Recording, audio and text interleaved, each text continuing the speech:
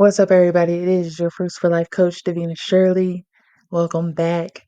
Today, we'll be talking about fear of commitment.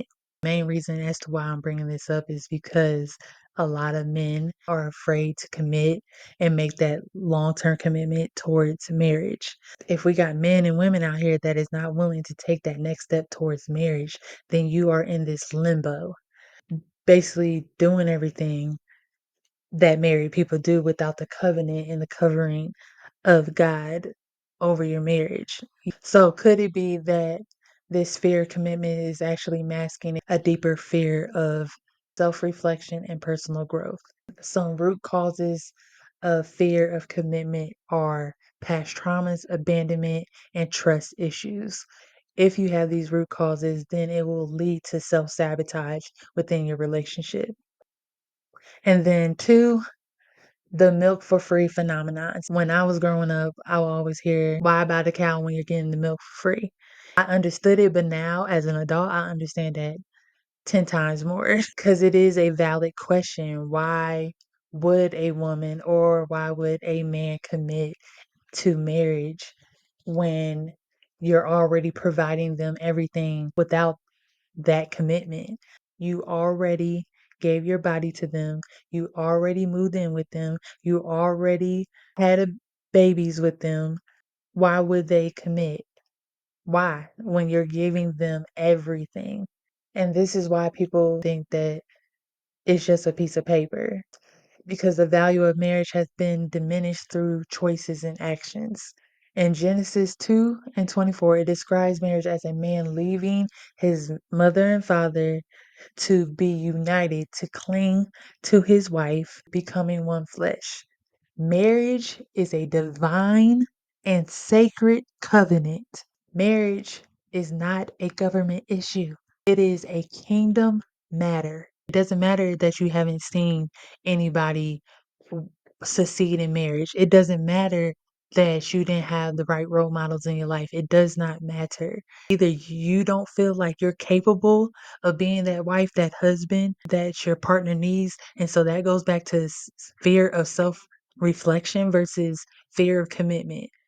Marriage is a huge commitment. Nobody's downplaying that. You have to be serious about when you're walking down that aisle. Just like when you walk down the aisle at church to give your life to Christ, you got to be serious about walking down that aisle to be committed to somebody for the rest of your life. It is a serious matter. It shouldn't be taken lightly. Jesus' death on the cross is seen as the ultimate act of sacrificial love, given out of his desire to redeem humanity and restore a relationship with them, with us. This sacrificial love. So, what is marriage? It is a sacrificial love. It is telling everybody that I am in this, for better, for worse, for richer or poorer, okay, for sickness and in health. All right, I am committed regardless of what comes and what sacrifices I may have to make. So, this sacrificial love serves as a model for Christian marriage, where spouses are called to love one another selflessly, putting each other's needs above their own, much like Christ did for humanity. Ephesians 5:25, for example, encourages husbands to love your wife just as Christ loved the church and gave himself up for her, illustrating the idea of marriage as a reflection of Christ's sacrificial love for his people. Like I said, it's not something that you should take lightly because giving your life to Christ shouldn't be just something that you do just because you heard a good sermon. You have to be convicted. You have to have a conviction that no, this is who I want to live my life for. I feel like you'll have that same conviction when you meet your person. Like, man, I don't want to be out in these streets no more. I don't want to be outside. I don't want to come home to a empty house anymore. I don't want to lose this person. I can't see myself not talking to this person every single day. These are just some signs as to how you know when it's time to take that next step. If that's something you really want, then go get it. There's nothing in life that you desire deeply, okay, that is constant. Like when I mean a true desire, like you can't get it off your mind. If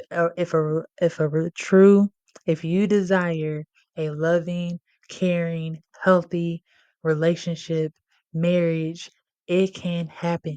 It wouldn't be a strong desire if it wasn't there for your reach. So just keep that in mind. Here's some reflection for you. Are you truly afraid of commitment? Or are you avoiding the self reflection needed to grow into the person who can sustain a loving, committed relationship?